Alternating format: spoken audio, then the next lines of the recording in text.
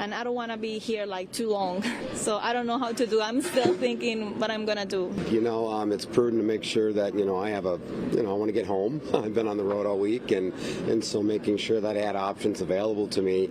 Not exactly our favorite thing to do, but we just wanted to make sure that I had the best chances to get home.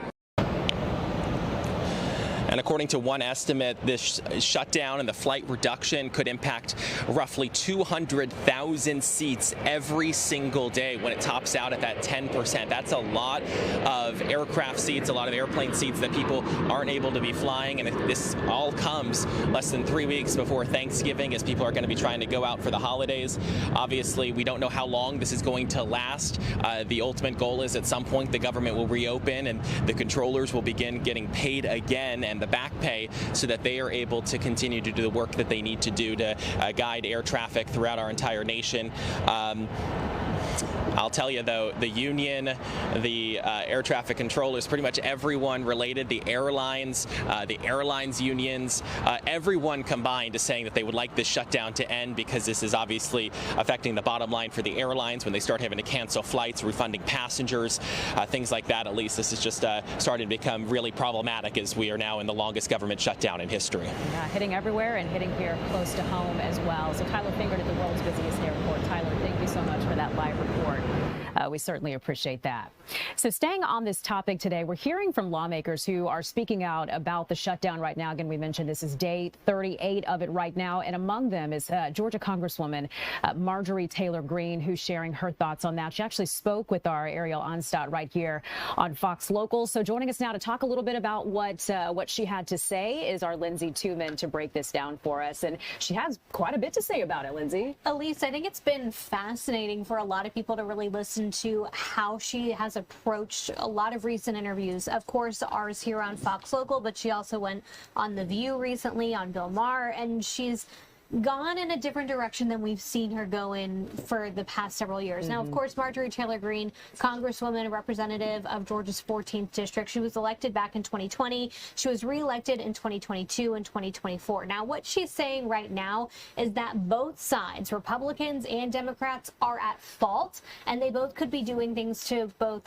resolve the shutdown and also take some action to help ease cost burdens on Americans. Those are the two things that she says really need to be addressed right now. So one of the things that she talked about was what both Democrats and Republicans can be doing in the Senate. She talked about those steps, but of course she is a House of Representatives member, and that's where she really was trying to address a lot of her talking points as to what she wants to see the House of Representatives really tackle right now. The biggest things, healthcare, tackling insurance, that's something a lot of people are seeing right now, especially as open enrollment just got started. And people are seeing those premiums really tick up by amazing percentages, 200, 300%. That's been eye-opening for folks. The other major thing she said needs to get done is making policy changes to help people with affordability of everyday costs. Of course, right now, though, the House of Representatives is not in session. They haven't been for more than a month alongside this government shutdown. So those are some of the things that she says really need to happen and steps that she's urging her colleagues to take right now, too. So we have some of that interview we want to play for you as well. The first thing we need to do is focus hard on a serious health insurance plan for Americans. This is a crisis. It's like a building that is consumed in fire. The prices increased starting on January 1st, and open enrollment started on November 1st. That should be number one. Number two, we need to dive into a very hard-focused domestic policy that will reduce the cost of living for Americans and help people get back up on their feet. There are so many people that are struggling today, and no one should be getting by working a job, working a full-time job, maybe multiple jobs, and still going in the hole, having to pay for their bills month to month on their credit cards. And so I call on all of my Republican colleagues and my favorite president, President Trump, and his administration. We promised everyone that we were America first. It's time to deliver it. So one of the things she said is kind of the what do you do now? Right. How do we actually make this happen? And she gave a lot of insight as to what she is able to do. And it kind of all stems from what the Republican or even House of Representatives leadership is willing to do, which is bring some policy to the table. Of course, first they have to meet. So she says she's going to meet with the House Speaker about some of the policies that have come up, some of the potential plans. But she said it seems right now that there's not a lot of consensus. So how close are they to actually making any changes? Well, I think first things first, they've got to actually go back into session. Sure. That's something she's really urging them to do. And she said right now she's one of the lawmakers not taking a paycheck. She told the clerk, don't pay me, we're not in session. So she's doing her part. And again, one of the things that has been so interesting is just how she's addressing this. And she said her priority right now is also trying to remove some of the toxicity from the political culture, which of course we see so much of every day. Sure. So interesting. I think a lot of folks would say that this was not on their bingo card, right? For the end of the year. Just in the way that we've seen Marjorie Taylor Greene, the interviews that we've seen her do, who she's spoken with, and you know, has been pretty interesting. Yeah, it's interesting to see her really take some accountability with that and say she wants to make a change. And the way she said it here on Fox Local was she has kids and she wants to set them up for a brighter future, and part of that is removing some of that toxic political culture and division that we see in so many people's lives every day now. Wow. All right. Well, Lindsay, thank you so much for staying, for being on Fox Local and talking to us about this, because it's such an interesting interview that she did. So good to hear about that. So we appreciate it, Lindsay. Thank you. Now let's take a look at some of the other impacts that we're seeing from the government shutdown. We're hearing from Atlanta-based Delta Airlines as they're having to navigate these canceled flights and just the differences, the changes that we're seeing at the airports. They're saying they're working right now to mitigate the impact to their customers. So they released a statement and they said, in part, Delta expects to operate the vast majority of our flights as scheduled, including all long-haul international service, and will work to minimize customer impact while keeping safety the top priority. So we're also hearing from United Airlines as well. They've canceled about 200 flights for today. It breaks down to around 4% of their planned schedule. The airline says its regional flights will be impacted the most, and that's kind of the message that we're getting from all of the airlines, is that the longer flights should be okay for now, but those regional flights are where we could be seeing those cuts happen. So if you've got one of those coming up, be sure to stay in tune with the flight scheduling for that, no doubt. Taking a look at Hertz, retail giant, the rental car giant, they're calling for an end to the shutdown. They say amid the disruption, some travelers are deciding to drive altogether instead of flying. So as a result of this, Hertz is actually seeing a spike of 20% in these one-way bookings for the weekend. So it's all having a direct impact on their bottom line, what they're seeing here, their profits. The company says customers who want a fast and smooth experience should add flight information to their reservation. They say book their rental at a neighborhood location, modify your reservation through the Hertz app or website if your travel plans are disrupted. So this is something, of course, they are watching closely. Someone else who we're hearing from when it comes to the shutdown and just what's happening right now with the FAA is Senator Raphael Warnock here from Georgia. He says keeping planes in the air is part of the reason he's pushing this Keep America Flying Act. He says the measure would pay air traffic controllers and TSA agents during the shutdown. So he released a statement that said, in part, he's committed to ensuring these workers get the pay they are owed and to making sure Georgians can travel with peace of mind. So that is the message from Georgia Senator Raphael Warnock. Now, meanwhile, in the nation's capital, Senate Republicans are moving to try to end the government shutdown by preparing a new bipartisan package of spending bills. So a test vote on it today could happen. May not work, though. Many Senate Democrats say they plan to continue holding out for an extension of those expiring health care subsidies. And that's really at the center of all of this and the reason that there's a holdup in getting things back up and running. So far, they've voted 14 times not to reopen the government. We're talking about Senate Democrats there. So a big question here, SNAP benefits. We've seen that there are millions of Americans who've lost those benefits, and many of them have no idea where their next meal is going to come from. So let's take a look at what's happening with this right now, because there's a lot of questions that are up in the air surrounding it. It was a legal win for families who depend on SNAP benefits. The Trump administration right now is under a judge's order to fully fund the program this month. So they set today as the deadline for the day that the White House needs to issue these payments. That's not likely, though. There's nearly 42 million SNAP recipients that they'll see the money that quickly. It takes time to get these things up and moving again. The ruling comes after the administration says it would provide only partial food stamp benefits for November. So if this is something that impacts you and your family while you're waiting for these new benefits, there are several resources in the metro that exist to help out struggling families. We've highlighted many of those here, but you can find those in a county by county breakdown that's posted on our website, fox5atlanta.com. So really encourage you to go there and to check those out, because there are so many of these resources that are available right there in your community as well. All right, switching gears for you now. We are talking about the Falcons. They're in Berlin right now for a big game that's happening this weekend. So we're going to go there in just a moment with our Myles Garrett. Stick around.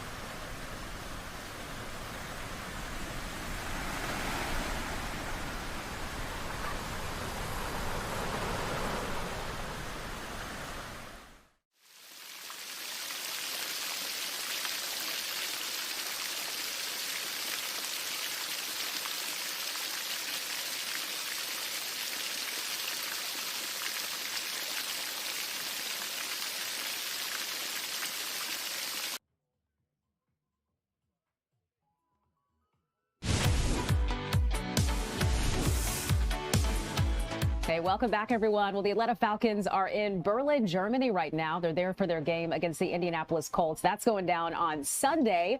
And the team, once they landed, man, they wasted no time getting to work. In fact, they went straight from the airport to the practice field that's at FC Union, their Berlin training ground. So we've got our Myles Garrett, who has made the trip to cover the Falcons, joining us now from Berlin. So first of all, how you doing? What time is it there? Give us all the details on that, Myles.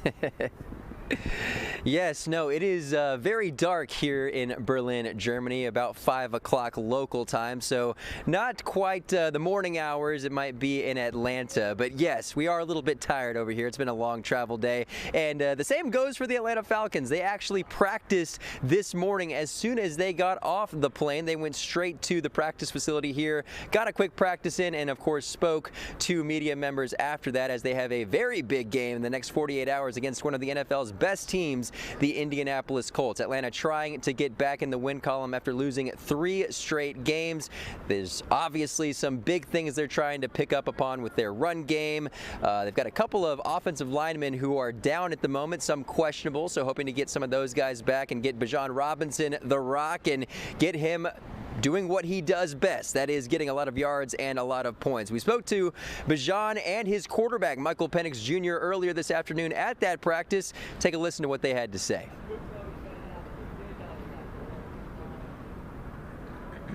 Oh, I guess we don't have that sound, but I'll summarize this very quickly. Basically, they want to be better at what they have to do in the run game. This goes without saying. It goes with the offensive linemen. They need to be a little bit better. Some guys who are stepping in to those big roles, like Chris Lindstrom, who is currently questionable to play. Matthew Bergeron, a guy who is officially listed as out for this upcoming game. They're already dealing with some injuries. Storm Norton, not quite back yet, so they're trying to overcome some stuff there on the injury front. And they're going to need it, obviously. This is a very good Indianapolis Colts team, but there's a pretty big fan contingency here on the side of the Atlanta Falcons, so hopefully they may get a little bit of a bump of sorts from them. They were out here earlier, out in downtown Berlin, making some noise here, a lot of hype, a lot of festivities here for this first NFL game in Berlin, so hopefully that luck is on their side. Yeah, I hope so. I'm so glad you mentioned the fans, Miles. I wanted to ask you about that. I thought it might still be a little bit early for fans to be there, but I guess not. So, I mean, we're talking about like the diehard, right? Like the biggest Falcons fans are the ones who would have made this trip, right? Like the best of the best will be there. Oh, 100%. Yes. No, again, I'm going to step out of frame here. If you look behind me, you can kind of see the stage. Again, there was a lot more people out here earlier. It's a little bit later in the evening here in Berlin, but you can see Michael Penix Jr. listed, or rather shown on these stands here. There were a lot of Falcons fans dancing around, some mascots. I didn't see Freddie Falcon out here quite yet, but Bijan Robinson did mention how big he is as far as getting the fans excited, getting them going during the game, so maybe we might see him at the stadium on Sunday. Yeah, I hope so. That'd be cool. So let's kind of put this in perspective. Like, I mean, the whole goal of this, right, is to spread the NFL and excitement around it all around the world. Are you getting a sense that this is something they're looking forward to having there in Berlin? I mean, how have they seemed to accept and embrace having NFL teams playing there? Yeah, absolutely. No, it's very interesting. The Atlanta Falcons have a very big fan base, actually, turns out, in Germany. There's a fan base called Atlanta Falcons Germany. You can find them on X, a lot of social media, different outlets, Instagram as well. They have come to Mercedes-Benz Stadium for a lot of different games. They've done some segments, actually, with us here at Fox 5. So they have a big fan base here for the Falcons. And to your point of spreading the NFL across the world, really, they've had games in Brazil, they've had games in London, they've had games in Mexico, really all over the world. They're trying to keep this going. Berlin, the latest addition to this worldwide trend of adding games to this NFL schedule. And so far, based on what I've seen, again, I haven't been here 24 hours yet, but the NFL fan base here in Berlin certainly seems to be pretty loud and pretty proud. I'm sure it's probably going to be even louder and prouder on Sunday. Oh, I'm sure. So on a personal note, Miles, do we have plans, like certain food that we want to try? Is there a certain beverage we can expect you to get to enjoy while you're there in Berlin? I mean, what are you looking forward to being there? Oh, yeah. Well, so far, it's basically been a diet of coffee. I'm trying to really stay up at this point. It's been about 24 hours. But yes, no, I am very, very excited to try the brats, the beers, all the things that you can have here in Germany. I'm told that it's a very good place to get food from all over the world. I'm told the Asian cuisine here in Germany is also very good. Spoke to some locals off camera, actually moments ago, that told me that that is the best place to get some Asian food. There's a restaurant nearby, but obviously, yes, the bratwurst, the sauerkraut, that is exactly what I am looking for right now. All the good stuff. So we know you're there. You're going to be busy, of course, while you're there, covering all things Falcons for us back here. But hope you're able to get to enjoy yourself and have some fun there in Berlin while you're at it. So, Miles, thank you so much. I know you guys are tired. You're working hard. Thanks for taking the time to check in with us here on Fox Local. And we are looking forward to all of the action happening right here on Fox. I think it's 9 a.m. Our time Sunday morning, and it's right here on Fox 5. So, Miles, good to see you. Thank you so much. Good to see you, too. Yeah. Thanks for having me on. We appreciate it. Let's get you caught up now on a few of the headlines that we're keeping an eye on here. Beginning with this one, DeKalb County Police have launched an internal investigation after a transgender woman says an officer confronted her for using the women's restroom at a public library in Tucker. Happened back on October 20th. This was at the Tucker Reed H. Colfer Library, where early voting was underway. So it's Sasha Swinson we're talking about. She says she's a regular visitor to the library. She just finished using the restroom and says that a police officer that was on duty stopped her. Swinson says she tried to explain she's a transgender woman, but she claims that the officer became angry she says it ended up kind of causing a scene inside the library. Swinson said she tried to calm things down. She eventually left the library. But the next day, Swinson sent an email to library officials who she says then contacted DeKalb police. The library filed the complaint on her behalf, she said. So DeKalb police confirmed that there is an internal investigation that's underway right now.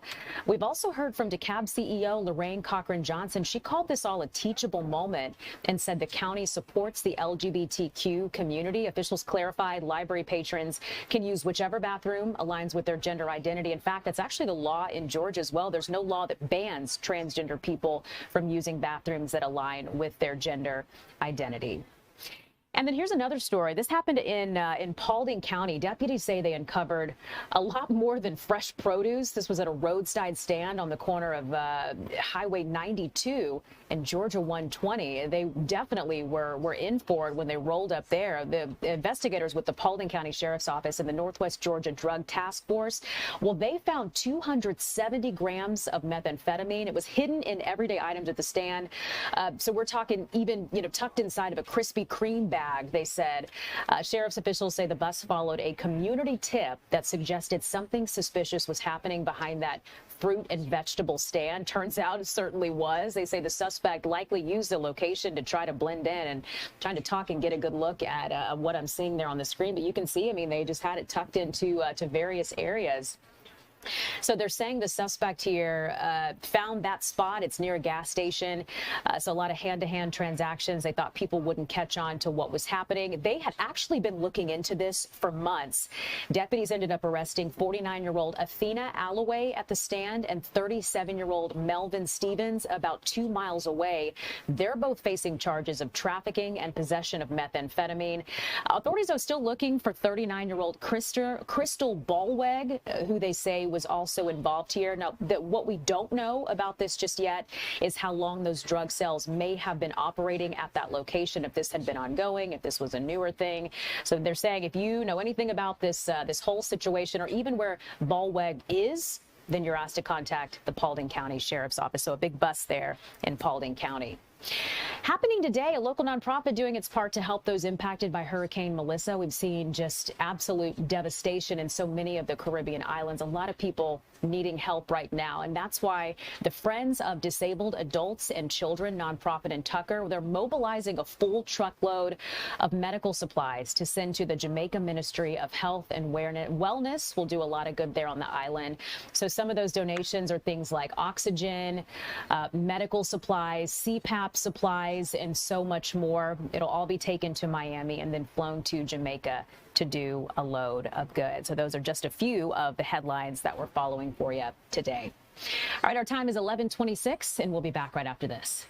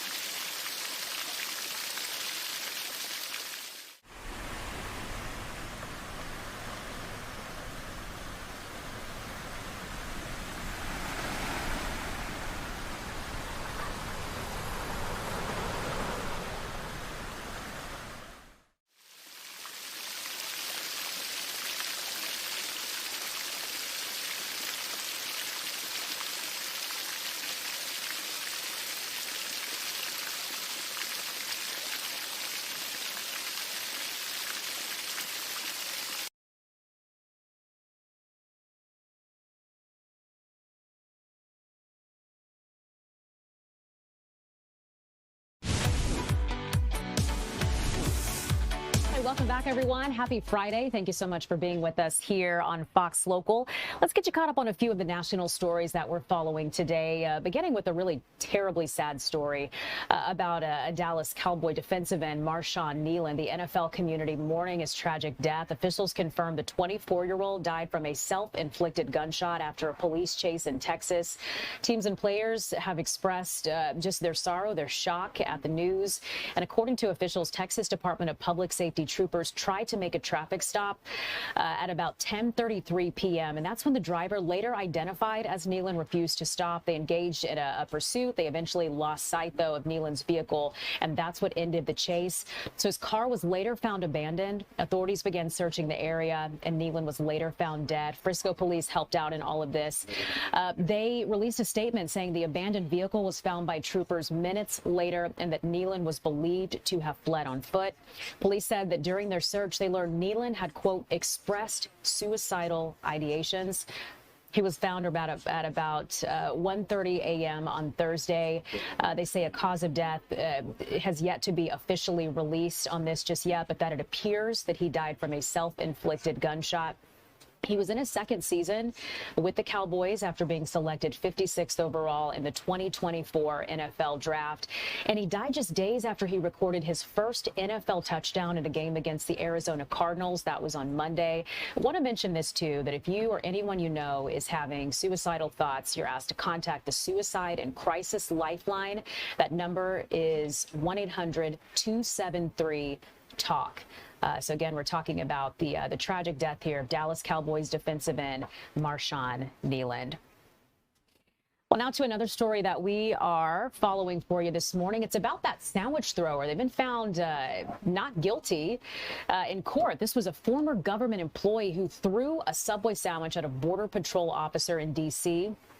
Found not guilty of assault. Jurors were shown videos of Sean Dunn yelling at officers. This was back on August 10th before he ended up throwing a sandwich at an ICE officer during a protest.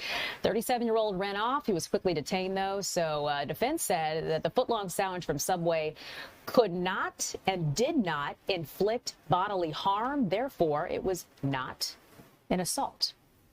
So despite that not guilty verdict in that case, Dunn did end up losing his job at the Justice Department, but not guilty there for throwing the sandwich. And here's a story that is pretty wild. If you regularly take melatonin to try to get some sleep, this is something that you certainly want to be in tune with, just to hear what's coming out potentially about this. So there's a preliminary study, and it suggests that the popular sleep aid could have negative effects on heart health. The American Heart Association said this week. So here's what we know about the study and about the connection they believe they're finding here. They say its long-term use has been associated with a higher risk of heart failure diagnosis. Again, this is all according to a preliminary study announced by the American Heart Association. So they looked at 5 years of health data for adults with insomnia who had long-term melatonin use. So we're talking about like 12 months or more on their records. And that's compared to adults who had not taken melatonin for that amount of time. And here's what it found. It found that adults with insomnia whose health records did indicate this use had a 90% higher chance of heart failure over 5 years compared to non-users. 90%. And a similar 82% higher when researchers looked at people who had at least 2 melatonin prescriptions filled in the last 90 days. So now on the flip side of this, experts are saying they need to do more research, more insight is needed, and not to question yet the long-term use of melatonin. But again, some pretty concerning results of this preliminary study that's got the stamp of approval from the American Heart Association about melatonin.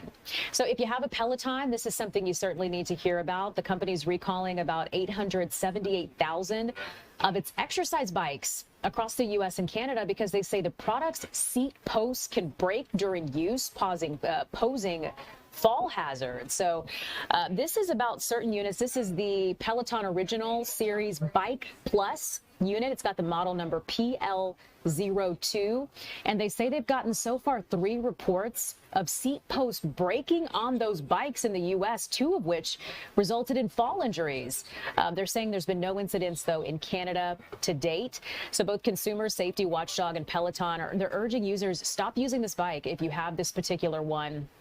and then contact the company for a free seat post replacement. The website has information to help you determine if your particular bike is part of this recall. So this actually isn't the first time that Peloton's had to have a recall on their products. It happened back in 2023 following reports of a bike with a similar issue. I think it was 2 million of those units that had to be recalled at that point. So again, if you've got this Peloton Bike Plus with model number PL02, you need to contact Peloton to try to get a fix for what you have.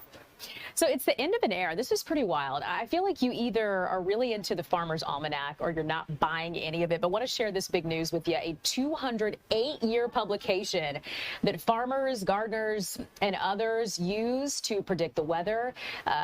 It's been published for the last time, so we've gotten the last one there. Yesterday, the news came out that its 2026 edition will be the last, and they cited growing financial challenges of producing and distributing the book in today's, quote, chaotic media environment. It's probably pretty fair to say that. And they say access to the online version will cease next month, so that's not even going to continue. It didn't just contain weather predictions either. If you took a look inside, it was gardening tips, it was trivia, there were some jokes, natural remedies as well. But weather really was the main thing. It was the big headline there. So again, this is some big news. If you follow the Farmer's Almanac, the 208-year publication is coming to an end. So certainly something to keep in mind if it's something you look forward to every year. All right, something really exciting is happening in Atlanta today. There's a lot of folks who are getting their hands dirty. We're talking about the charitable organization Trees Atlanta, and I love the name of this. It's a citywide event for volunteers to plant hundreds of trees. We're talking about Plant Atlanta 2025, and we have our Eli Jordan out live today just giving us a look at what they're doing and the goal behind Plant Atlanta 2025. Eli, hey. Hey, Elise, yes, it is Plant Atlanta, 10-year anniversary of Plant Atlanta, and they're out here at Freedom Park, and they're going to be all across the city planting around 700 trees this weekend, a two-day event. Actually, Georgia's own credit union has partnered up with Trees Atlanta to get this going on, and they're going to be in like all 12 districts around the city because Atlanta is a tree city. And I'm with Alex Beasley. He's with Trees Atlanta. Tell me, why is it important for us to have a tree planting event like this?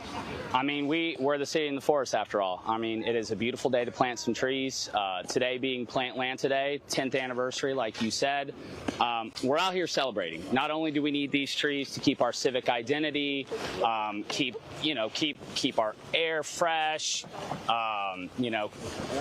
just keeping us shaded, keeping us beautiful. We're out here celebrating our partnership with the City of Atlanta. Okay, City of Atlanta identifies, the mayor's office, arborists in the City of Atlanta, they all identify that we have this treasure of our trees, our sea of trees, again, our civic identity. So what we do not only on weekends like Plant Atlanta, where we're celebrating in each council district, we're doing this every single weekend. We work with community, for community, and ultimately these trees are planted by community members like these great folks out here at Georgia's Own. Welcome, ladies. And so, and also too, I mean, especially around here in Little Five Points, we see a lot of development going on. Old Fourth Ward, it's unrecognizable now.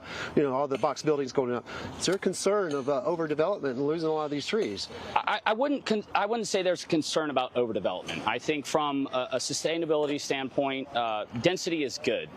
What we like to try to push for, at Trees Atlanta and other environmental organizations is to develop smartly. I mean, we can have more people. Everyone is welcome in Atlanta. What a beautiful city. What a beautiful day today. Density is great, but we think that the coexistence of density and trees is really a great marriage. And I guess, minus the development, I mean, these parks are over 100 years old. Sure. These trees are over 100 years old. There's a lot of, maturation going on that they just, need to be replaced naturally, right? Right. I mean, a lot of these older Atlanta neighborhoods, now known as the in-town neighborhoods, which we used to call the suburbs back in the day, they had trees planted at the same time, and we're reaching something called a uniform maturation of canopy. So what we've been doing since 1985 is coming coming into these communities, asking them where they want trees, scientifically showing them where they need the trees in those hot spots, and really now selling the importance of trees based upon climate change. We all know that our climate is changing around here and all around the world, and frankly, we're at a point right now where a lot of people feel helpless. You don't have to feel helpless, okay? You can plant a tree. Trees Atlanta actually offers free yard trees for any City of Atlanta resident, a lot of our northern suburbs. And really, you have the power to make change with every tree planting. How many trees are you guys planting out here at Freedom Park? We're planting nearly 90 trees today. We've planted nearly 1,000 along this corridor in the Carter Center, Freedom Park proper, all over the city. We are working every weekend in so many different communities with so many different people. And this is a two-day event, correct? This is a two-day event. Yep, 700 trees, 12 council districts, and really, again, we're just celebrating a partnership. It's an amazing partnership with the City of Atlanta. They're Awesome. so good to us. Alex Beasley, thank you so much for Trees Atlanta. Thank you. And at least, if you're out and about this weekend and you see people digging in the park and putting some big old trees in the holes and stuff like that, leave them alone. It's Trees Atlanta. They're having their Plant Atlanta event this weekend, two-day event, planting over 700 trees around all of Atlanta for us to enjoy the shade eventually. Plant a tree for your tomorrow. I love that, and we appreciate the work that they're doing, and it looks like they've got a big job ahead of them to get all those trees planted. So, Eli, thank you so much for giving us a look, and hey, we wish them the best as they continue on helping to make Atlanta beautiful, to continue to keep it beautiful.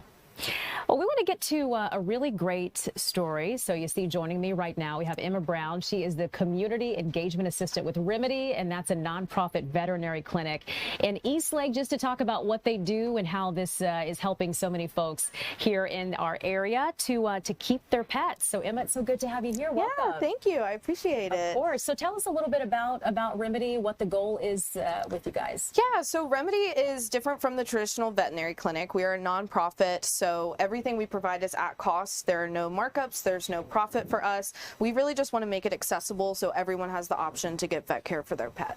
So what kind of obstacles are we talking about here? You know, I've got pets. Yeah. I'm sure that so many of those are watching, and it's always shocking how expensive that it is to have a pet, right? From the food to the veterinary care. I mean, it costs a lot of money, but we love our pets as well. And it's like you want to do what it takes to keep them with you. So is that kind of what you're finding? Like folks want to be able to keep their pets, but they're just finding barriers. Of course, yeah. So people we have seen time and time again, they want to provide for their pet. They will even come in asking for, can I even just pay half of this? I really want to be able to provide this for my animal. So we actually even provide payment plans for people so they're able to come in and pay what they can. So people definitely want the option, and we know they want that support. So I'm going to guess that in order to be able to provide that service, it takes a lot of money, right? Yes. So you guys have something. It's called the Remedy Relief Fund that's able to help families. So tell us a little bit about that, how it works. Yeah, so we just launched it as of October this year. So we are currently fundraising to get money. So when folks come in, and even at-cost services can be too much for people. So when they come in, they're asking for help. We're able to step in and pay either part of the fee or cover it completely. So people are still able to get costs covered for their pet. Are there income requirements to be able to take it? Really? Anybody can come to Remedy. We completely understand that things happen. You can maybe lose your job or be kind of on a struggle right now. But so anybody is able to come. There's no requirement for anyone to come to Remedy. Tell me what the numbers look like here. Like how many people would you say are taking advantage of what you guys are offering? Has there been a lot of demand, or is it, do folks know that you're there? Yeah, I mean, we're definitely trying to get the word out. We are in Eastlake, Atlanta, so it's not as in-depth in Atlanta where people know that we're there, but we certainly have lots of people. We have about 300 clients every month that are new. So we are definitely on the come up, and we just want people to know that we're here and we're there to support people and their pets. Tell me about your vets. Yes, staff that are helping to keep this all moving. Yeah. So we currently have one staff. Her name is Dr. Urban, and she is fantastic. She's very passionate about having affordable care. Our entire staff is. Everybody is really for the mission, and we are very judgment-free. We understand people come in and they may only be able to pay for maybe one vaccine when their pet really needs 3. So everyone is really passionate about making it accessible and affordable and judgment-free for people to come in when they need help. What's been some of the reaction from these pet owners when they realize that you guys are in their corner? Because at the end of the day, I mean, truly, y'all are in their corner. Yeah, of course. We definitely have had people come in and be just so grateful about it. The biggest thing we get is always, I had no clue you guys were here. And everyone is just so grateful. And, you know, when they come to check out, it's definitely a relieving feeling when people get to see the number that their cost is and they kind of sigh relief instead of having to worry about paying for hundreds of dollars for veterinary care when they can come to us and get it at cost. So is this for any kind of pet? Dogs, cats? Like what? We do. Who do you welcome? Yeah, we currently only do dogs and cats. Okay.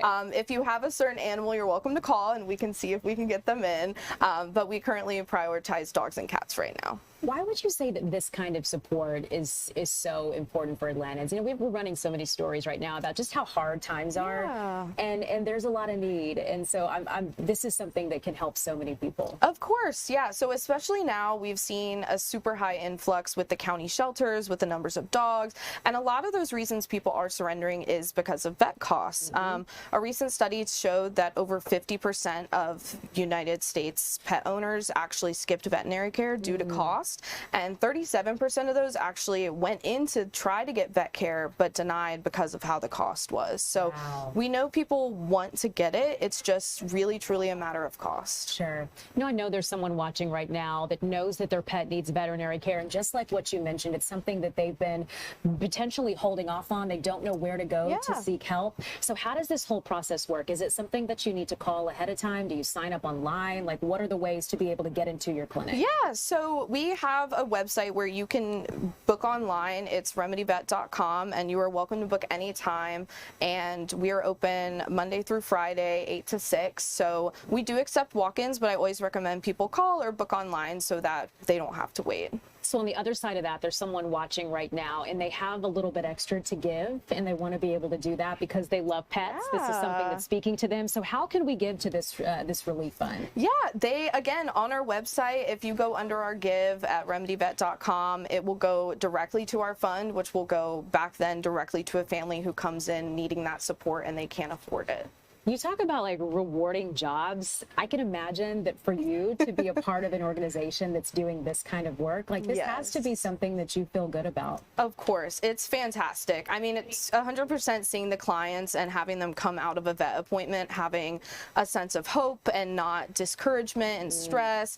It is really rewarding to see them just be so happy. It makes a big difference, certainly. Okay, give us the website where we can go to learn more, to maybe get scheduled, or to give, if you can. Yeah, so you can do all of that at remedyvet.com. Super easy. Type it on in and you can find us there. All right. We have Emily Brown, community. Help me here, because I put assistant twice. Community engagement assistant. Community engagement assistant with Remedy, hanging with us today and just sharing the great work that the folks at Remedy are doing. So Emma, thank you so much. Yeah, of course. Thank you so much for having me. Of course. Thank you for stopping in today. Of course. All right. We're going to switch gears now and talk about holiday spending. The season is upon us. So many folks are shopping. If you haven't started, I'm guessing that there are many that would tell you that you're actually behind. So along with that shopping is, of course, the spending that goes with it as well. So Fox's Kennedy Hayes is in New York City, and she's talked to people about their spending for the holidays and their plans. So Kennedy, good to see you. Tell us what you learned through all this. Good to see you too. Well, the National Retail Federation, they actually project that about 42% of people already started buying those gifts even before November, and that definitely checked out, at least for some New Yorkers that I talked to.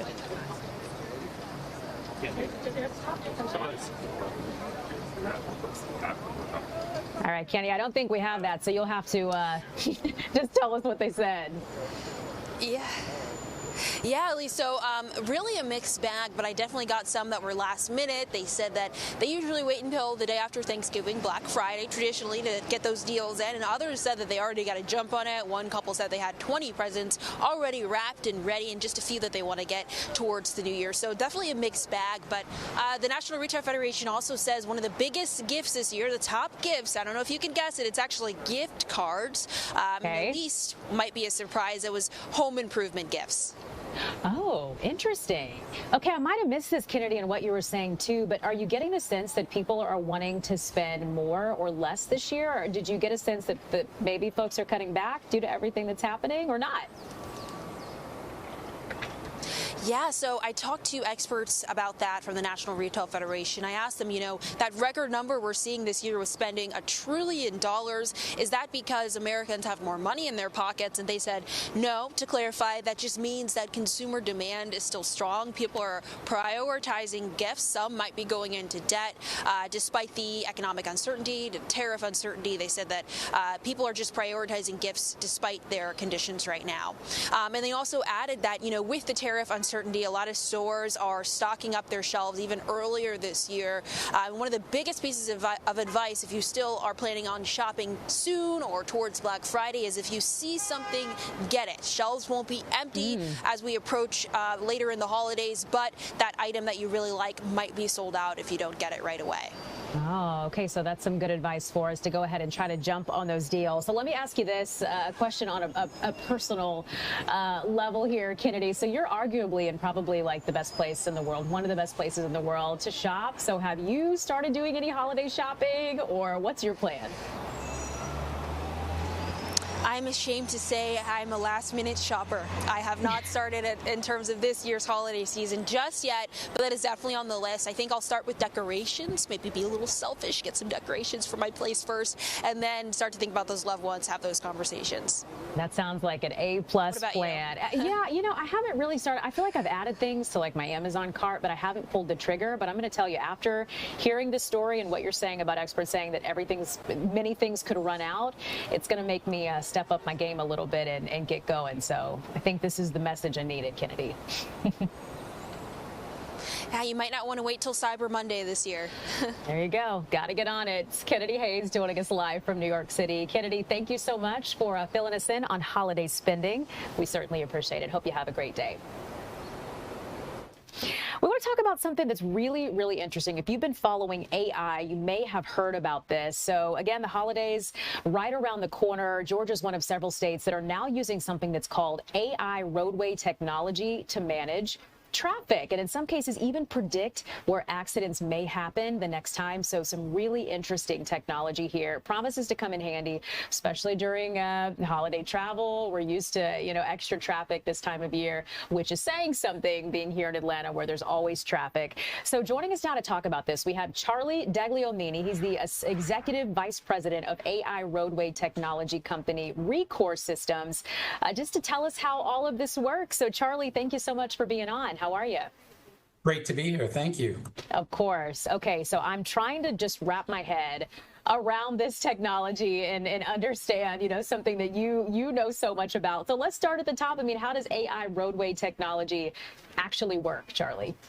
Well, if you think about it, our cars are very smart, right? They have all the new leading technology inside of our vehicles, but our roads are dumb, right? They're analog, they're cement, right? So what Record does as a roadway intelligence company, we lean into that and we provide answers for state departments of transportation, cities like the city of Atlanta, to understand what's happening with movement, direction, behavior of vehicles on your roadways. And that's what we do, and we do it well. And you guys are very fortunate. You're in a great state. GDOT leans into this heavily, and they understand the value of you. Look, we're using AI technology everywhere, right? I just planned a quick trip to see my children, and I used AI to do it, and it probably would have taken me 3 hours to do that in the past. Why aren't we using that on our roadways? GDOT gets it, and GDOT is absolutely leaning into the use of artificial intelligence on the roadways. That's good to hear. Okay, so how are you guys getting this information gathered and then processed and then used to help us get around? It happens a couple of different ways, right? So what Record does is we have a platform where we ingest all types of data from traffic cameras, data from Bluetooth data, weather data, and we meld that all together and we send that information into a single pane of glass inside of traffic management centers, right? If you've ever seen a traffic management center, there are people looking at screens trying to look up and say, what's happening on that roadway, right? So we're able, the AI that RECORP provides inside those traffic operations centers lifts up the human being experience. It makes them almost superhuman in a way, where we could say, look here, there is a problem. And not only can we say it's a problem, we can classify that problem quicker than even a 911 call. And we can say, hey, this is something serious, like God forbid a rolled over tractor trailer, or it's something minor like a mattress, let's say, fell off the back of a truck. You know, another important aspect of this is it can also protect roadway workers, which is pretty incredible. So tell us how it's able to do that. Yeah, GDOT is leaning heavily into this, and once again, kudos to them. It is, if you've ever driven over a rubber tube, that is counting vehicles going over it. The federal government requires traffic data be reported to Washington, and then funds flow back to Georgia in terms of how much volume is moving across the roadways. The other way to do it is to dig up the roadway. If you've ever been late for work or late coming home for dinner, there's somebody jackhammering up a roadway. That's because they're embedding a metal detecting sensor underneath the roadway. Both of these technologies were invented when Eisenhower was president, right? It's 2025, and what GDOT has done is they said, look, let's use AI technology. It happens at the side of the roadway, not in the roadway, so we're not putting our workers in danger for having to do those very, very dangerous tasks, you know, on the roadway as opposed to off on the side of the roadway, where a sensor can look down and pull out better information than that legacy technology. Yeah, I mean, I gotta know this before I let you go. It can already do so much. I mean, what are the big goals here for the future? How else can we see this continue to evolve, Charlie?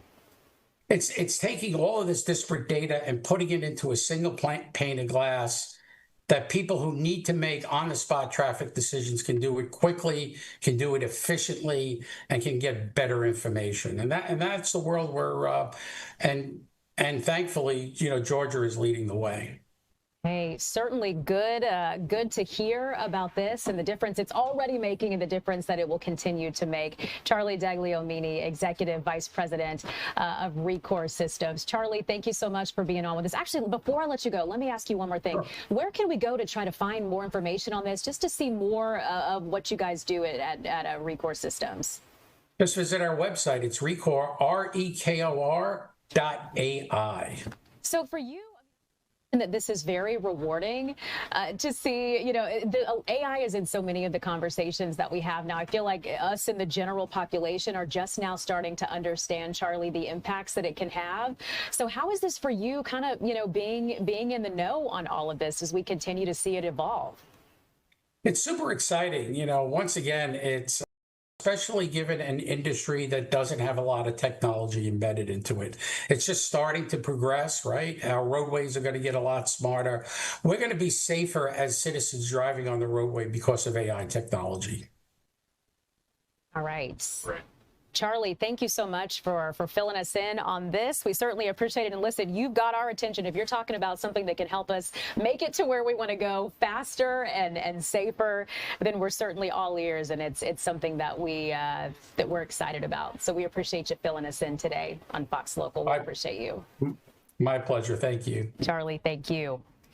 And thank you so much for joining us here. I want to get to a few more of those stories that we're following this morning. If you weren't with us at the top of the hour, getting lots of news about the government shutdown, how it's impacting flights. We checked in a little bit earlier with our Tyler Fingert out at the airport and saying that staffing shortages there are now impacting flight schedules, cancellations, and delays. It's hitting really close to home here. So flights that are able to take off are down 4%. We expect that number to make it to 10% if the government shutdown continues. So we're hearing from Delta, we're hearing from United, all of the airlines saying that they're keeping a close watch on this, and they're encouraging passengers, if you have a flight that's coming up or friends and family have a flight that's coming up, be sure that you are checking their apps often for those cancellations, and they do plan to work with you to get you rebooked if it's something that that needs to happen with that. So, all right, thank you so much for joining us here on this Friday. We hope you have a fantastic week, and we'll see you at noon. Take care.